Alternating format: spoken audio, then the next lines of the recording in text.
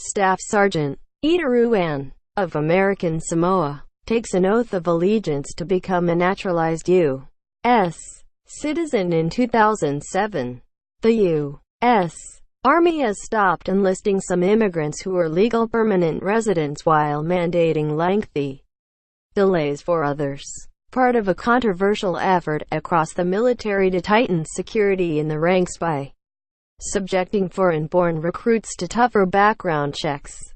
Implemented late last week, the new policy halts indefinitely all enlistments involving green card holders seeking to join the Army Reserve, which is a part-time military service commitment.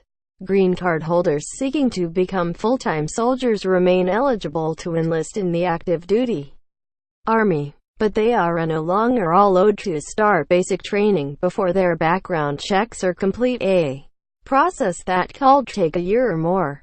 Caught up in policy changes are potentially hundreds of immigrants already in the Army's recruiting pipeline, and thousands more who would have followed. Many have prioritized military service with the goal of gaining fast-tracked citizenship, a perk the Army can offer as it competes with the private sector for talented applicants.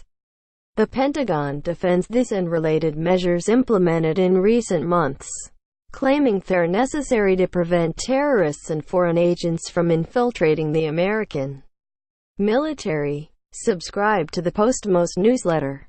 Today's most popular stories on the Washington Post. Critics deride the moves as potentially unlawful, and that they'll turn away prospective troops who possess language and medical skills desperately needed throughout the armed forces. The piecemeal, secretive manner in which these new rules have been adopted has caused widespread confusion for recruits and recruiters alike, opponents say, and sends a terrible message. It looks like we're now afraid of foreigners in the military, and that means mission failure, said Margaret Stock, a retired Army officer who created an immigrant recruitment program for the military. If you're going to be deployed in more than 100 countries to fight a global war, you can't be afraid of foreigners. Other new regulations also extend the waiting period for military green card holders to become naturalized U.S. citizens. Previously, that could occur just weeks into basic training. Now active duty recruits must wait 180 days. The dramatic policy change eroded confidence among recruits, closely monitoring every development. One Army Reserve recruit, a green card holder from Haiti, told the Post on Wednesday that his training date was suspended with no indication when he can expect to resume the enlistment process.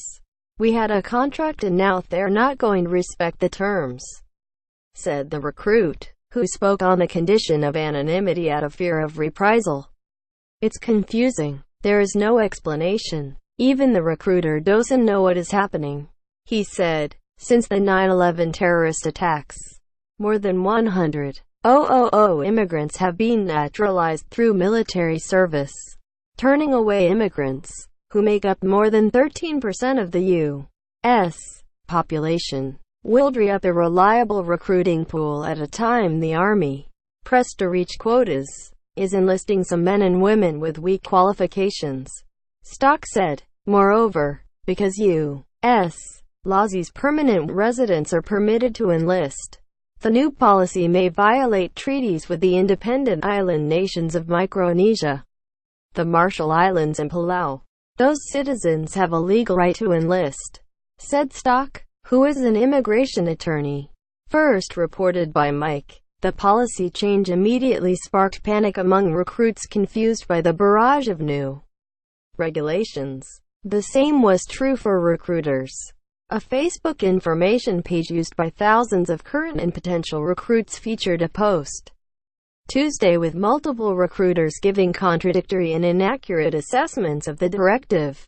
The program Stock created in 2009, called Military Accessions Vital to the National Interest, or MAVNI, traded fast-tracked citizenship to immigrants who possess valuable skills that are in short supply among U.S. foreign service members Arabic and Chinese fluency or expertise in trauma surgery. For instance, more than 10,400 troops joined this way before the program was shuttered in late 2016 amid security concerns and complaints that enhanced background checks started by the Obama administration overwhelmed resources. As the Washington Post first reported in June 1000, foreign-born recruits awaiting orders had lost their legal immigration status as a result.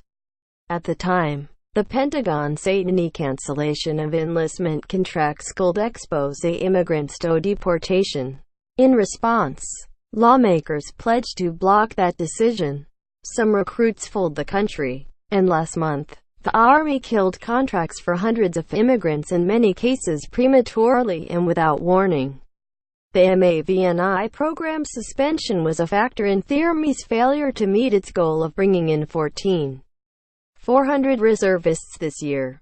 Stock said there was a shortfall of more than 1,000 recruits. Army officials said the Pentagon estimated 2,400 had passed previous security check benchmarks and were waiting to train. Hidden officials recommended canceling the bulk of those contracts. Defense Secretary Jim Mattis said Friday that he believes the MAVNI program can be saved, but he stressed the need to harden the military from espionage potential among immigrants.